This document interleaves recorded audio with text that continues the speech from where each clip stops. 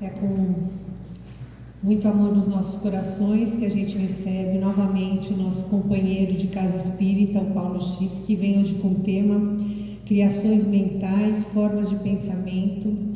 Ele vem da casinha Sociedade Espírita Casa do Caminho. Vamos envolvê-lo com muito amor para o tema da noite de hoje, que esse Evangelho caia fundo nos nossos corações. Seja bem-vinda.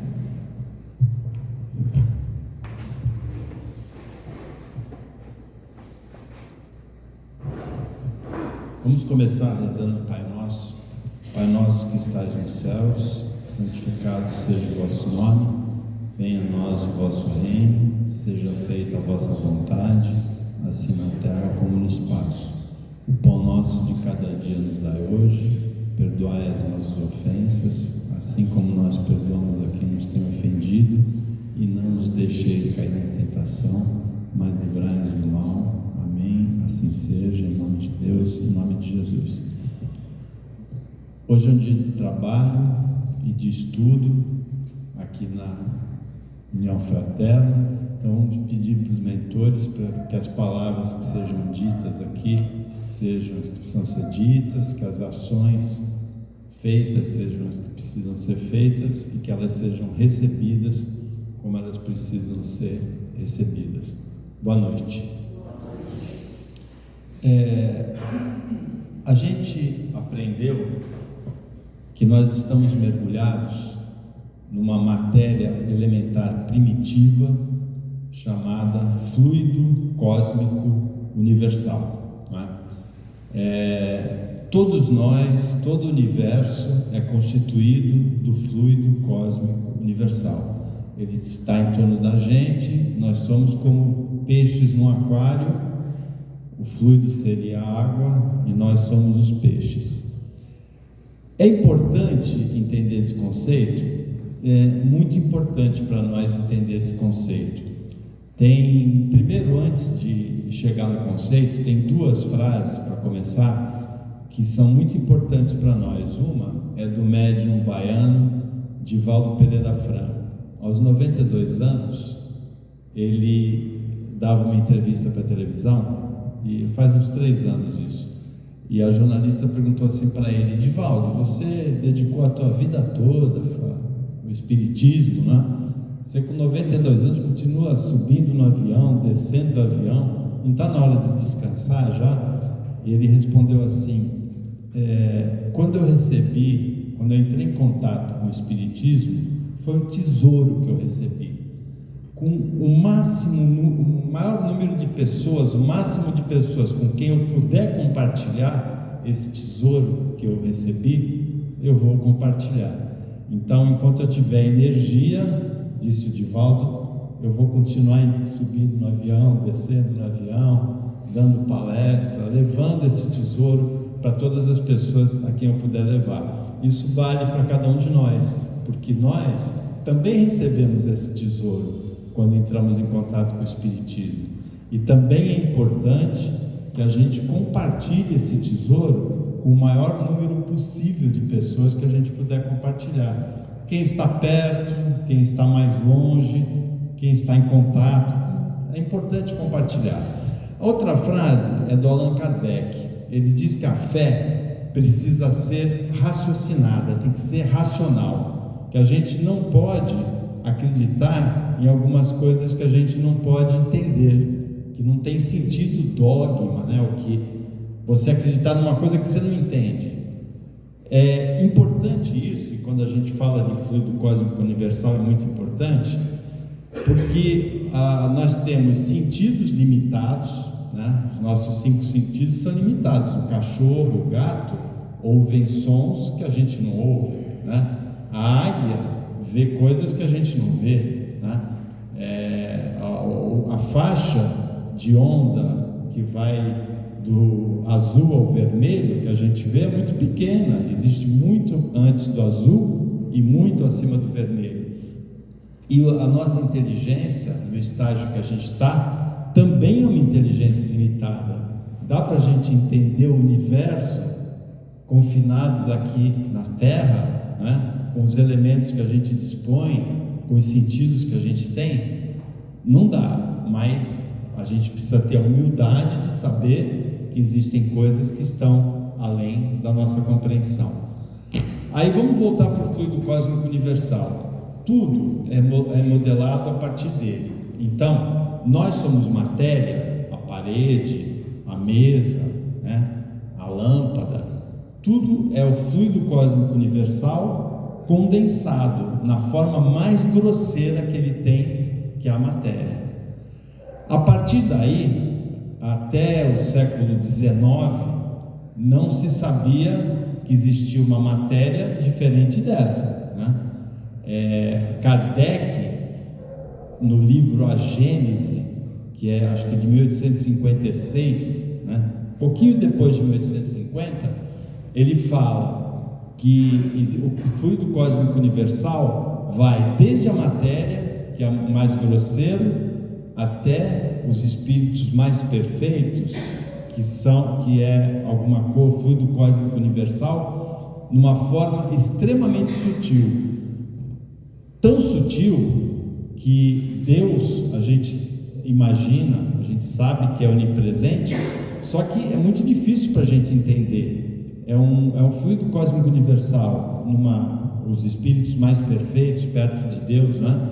Que são tão sutis que o deslocamento para eles não tem um período de tempo necessário. Então seria possível estar em todos os lugares ao mesmo tempo, que é a onipresença. É fácil para a gente entender isso? Não. A gente tem que ter humildade de saber que hoje é muito difícil a gente entender isso. Kardec falou do fluido cósmico universal desde a forma mais grosseira até as outras formas mais sutis. As que estão aqui perto da gente na Terra são menos grosseiras que a matéria, mas são muito grosseiras ainda. A gente sabe que tem espíritos desencarnados, né? Que tem só o perispírito, que é tão grosseiro que eles se arrastam no chão como se eles tivessem um corpo físico. Eles não conseguem se deslocar no espaço, que eles são presos a coisas materiais, e a gente vê na encruzilhada, né? O charuto, o cigarro, a bebida, né? A cidra, a cachaça, a carne, né? Eles ainda estão presos aí, ainda têm a ilusão de estarem vivos, de tão grosseiro que é o perispírito. Mas, à medida que a gente vai evoluindo no conhecimento e no amor, o nosso perispírito vai ficando mais sutil. Kardec falou isso na primeira metade, logo no começo da segunda metade do século XIX. A ciência só começou a pensar nisso 15, 20 anos depois, quando começou a pensar, tinha aquela lei de que a matéria se conserva, a massa se conserva, começaram a dizer assim: massa e energia se conservam. Começou a se desconfiar que a energia, que o Kardec falou em 1850 e pouco, era a matéria numa outra forma. A energia é a matéria numa outra forma, mas isso só ficou muito comprovado em 1907, quando aquele gênio alemão, Albert Einstein, escreveu aquela equaçãozinha que todo mundo conhece, a equação mais famosa, né, da física: E igual mc2, energia igual massa vezes velocidade da luz ao quadrado. O Einstein enunciou isso. Então, o que a ciência chegava ali? No que o Kardec já tinha falado: matéria e energia são a mesma coisa em formas diferentes, né?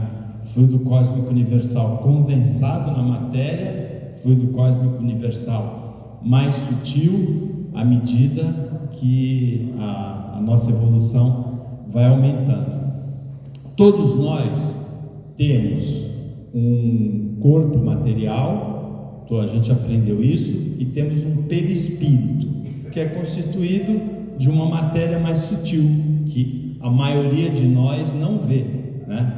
Alguns animais veem, os médiuns videntes veem, né? Nós não vemos o perispírito, a maioria de nós não vê.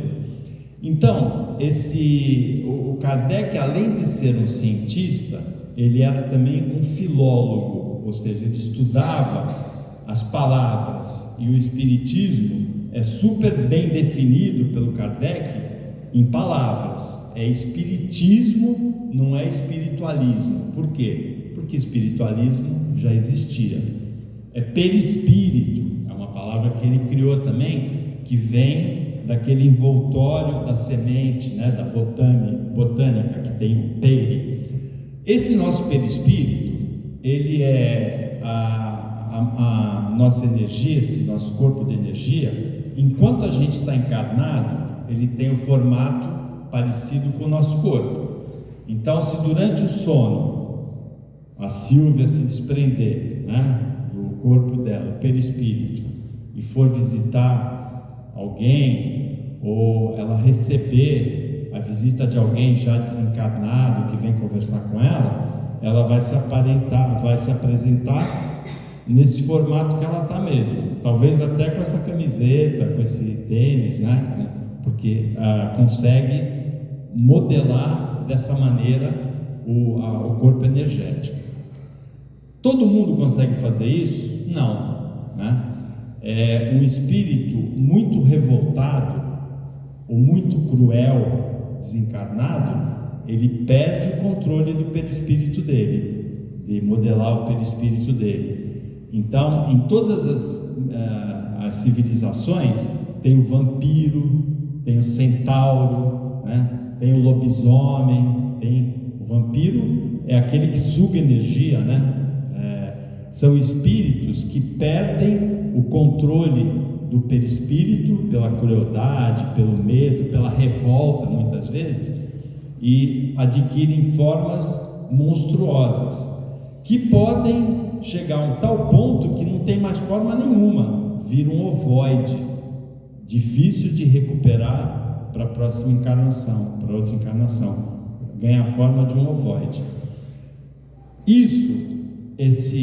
O nosso perispírito, ele é constituído do fluido cósmico universal, e a gente não enxerga, mas por que é muito importante entender isso? Porque quem é desencarnado é constituído de quê? A roupa do espírito é o quê? É o perispírito. Então ele só tem o perispírito, ele não tem o corpo material. Ele enxerga perfeitamente o nosso perispírito, porque ele é constituído disso. Por menos evoluído que o desencarnado seja, ele enxerga o nosso perispírito perfeitamente. E não é só o nosso perispírito que ele enxerga, que é aí que entram as nossas criações mentais, né? Quando a gente nós temos o perispírito comandando funções orgânicas que todos nós estamos executando nesse momento e que não são comandadas pelo nosso cérebro. Se eu quiser pegar água aqui, é o meu cérebro que está comandando minha mão, levei até a boca e bebi a água, né? Mas tem muitas ações que eu estou executando agora, e vocês também, que não são comandadas pelo cérebro. A gente está respirando, a gente está filtrando sangue no rim, a gente está digerindo alguma coisa que a gente comeu antes de vir para cá, né? O nosso sistema imunológico, o perispírito está comandando o combate ao vírus, à bactéria que a gente entrou em contato durante o dia, né? Pelo ar, né? Chegou um vírus, uma bactéria, e o nosso perispírito é que está comandando todas essas funções orgânicas das quais a gente não tem consciência. Isso é uma função do perispírito. Ele liga o espírito com o nosso corpo material. E o pensamento é do perispírito? Não. O pensamento é do espírito. Então, o nosso pensamento, quem produz esse pensamento é o nosso espírito. E aí, como é que o pensamento funciona? Tem uma parte do pensamento que é o copo meio cheio e tem a outra que é o copo meio vazio. O copo meio cheio é a oração, por exemplo, né? Nós rezamos um Pai Nosso quando começamos aqui. A nossa oração, se a gente orar a Deus, vai imediatamente para Ele, com uma velocidade o nosso pensamento pelo fluido cósmico universal, vai com uma velocidade maior que a velocidade da luz, vai muito rápido. Se a gente orar a Deus e a gente tiver o merecimento para ter aquilo que a gente está pedindo, Deus vai permitir que alguns espíritos, alguns agentes espirituais venham nos ajudar naquilo que a gente está pedindo. Se a gente orar direto para esses agentes espirituais, muita gente faz uma oração para um santo, para Maria, para o Bezerra de Menezes, para o André Luiz, eles vão pedir autorização a Deus e podem nos ajudar também. Então a oração pode ser direto para Deus, pode ser direto para o agente espiritual, o efeito é o mesmo. Muita gente aqui deve ter lido O Nosso Lar, ou ter assistido ao filme do Nosso Lar. Quando o André Luiz, depois de fazer o tratamento dele, ficar no umbral, fazer o tratamento, começar a trabalhar, ele tem autorização para vir visitar a família dele, e aí ele toma um choque, né? Porque a mulher dele casou de novo, tirou tudo que era dele, da casa, afastou tudo, e o marido dela está doente, Otávio, né? Aí ele toma um choque, ele fica muito triste, mas imediatamente depois ele se recupera e fala: não, vou ajudar o Otávio que está doente. Mas só que eu não sei, apesar de ser médico, eu não sei como ajudar o Otávio. Aí ele faz uma oração para aquela, não lembro o nome, você lembra o nome? Ele faz uma oração para aquela que foi uma das mentoras dele, né? Então, ele faz a oração, imediatamente ela está ali de volta. Ele transmitiu pelo pensamento, ela recebeu, vem, aí eles vão para a floresta, né? Colhem algumas essências espirituais e cuidam do Otávio. No dia seguinte, o Otávio teve uma melhora que surpreende os médicos, né?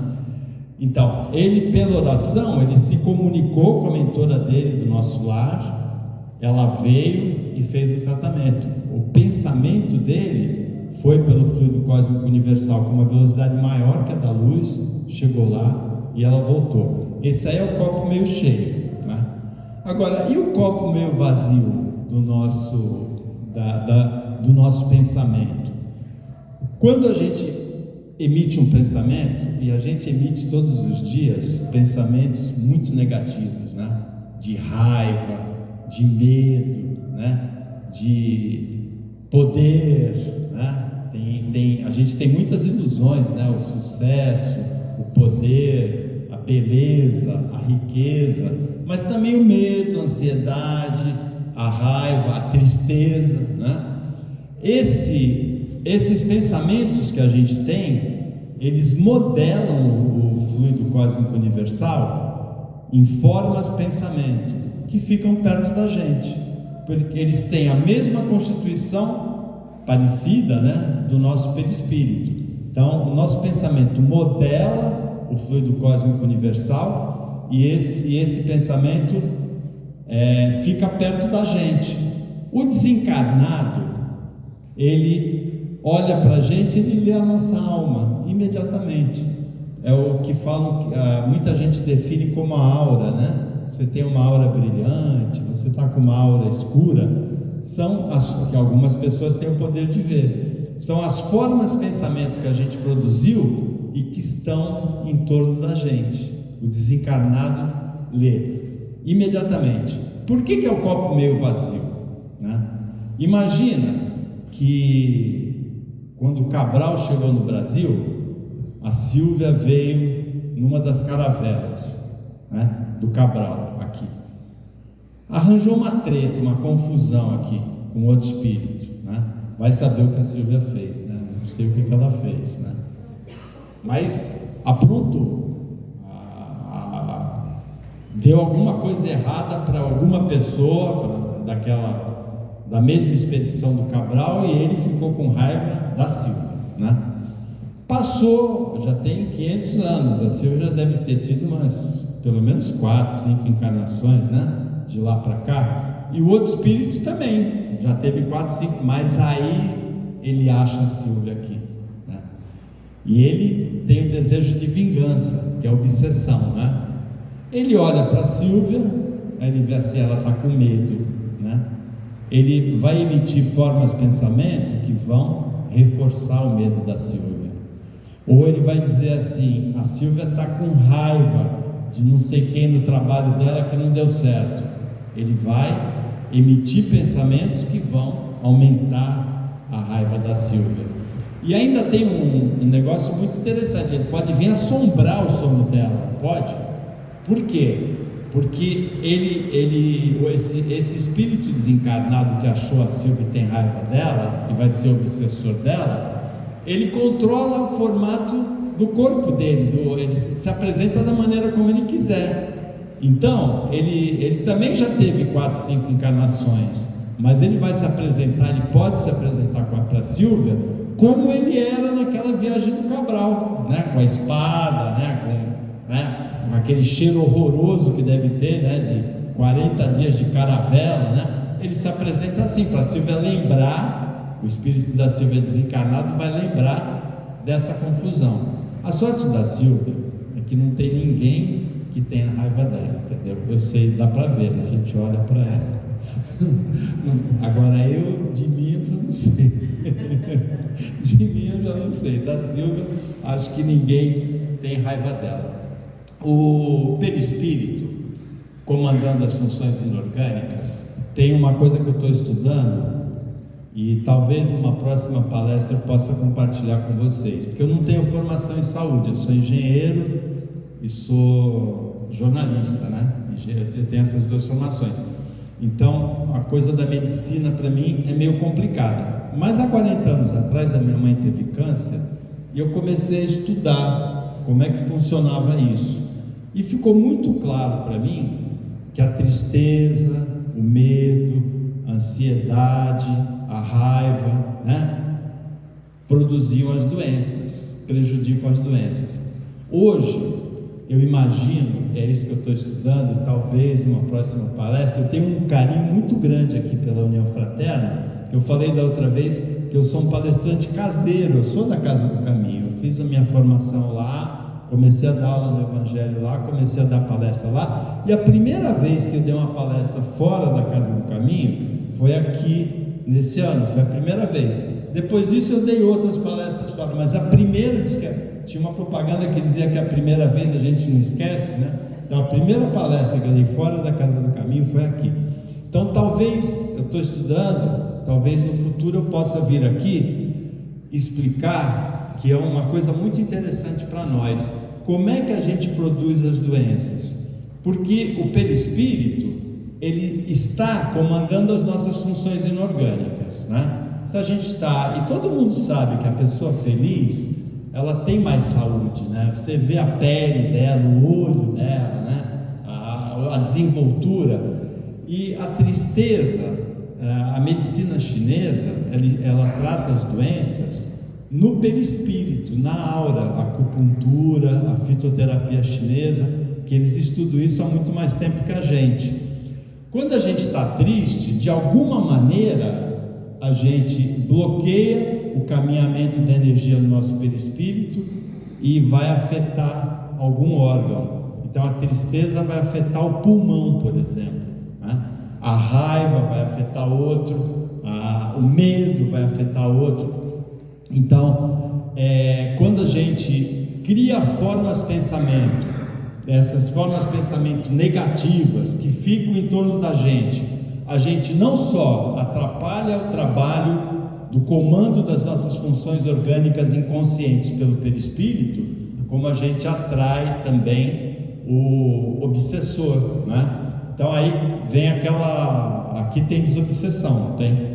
A desobsessão normalmente é uma conversa do obsessor dizendo que ele sempre, quase sempre ele fala que ele quer vingança em nome da justiça, né? Ele está com raiva, aqui não tem ninguém com raiva dela, vamos falar de mim então, né? Está com raiva de mim, né? Eu vim também na caravela do Cabral lá, aprontei com algum índio, matei o índio, fiz alguma coisa e agora ele me achou, né? Aí ele quer vingança em nome da justiça. Eu fiz para ele em outra vida, ele quer fazer para mim agora, né? E o doutrinador, o que ele fala? Fala do perdão em nome do amor, né?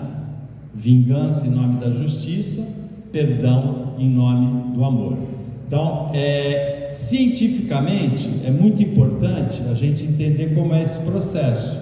Nós somos matéria modelada de forma mais grosseira do fluido cósmico universal, temos um perispírito ligado ao nosso corpo, que liga o nosso espírito ao nosso corpo, que é de energia. Quanto mais a gente evoluir no conhecimento e no amor, mais sutil vai ser isso, e com mais facilidade a gente vai se deslocar, e com mais facilidade a gente vai modelar esse nosso corpo energético, né? Esse perispírito.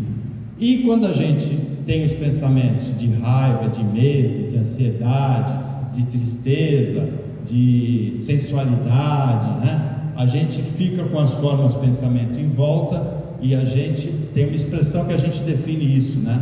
A gente abre a guarda, né?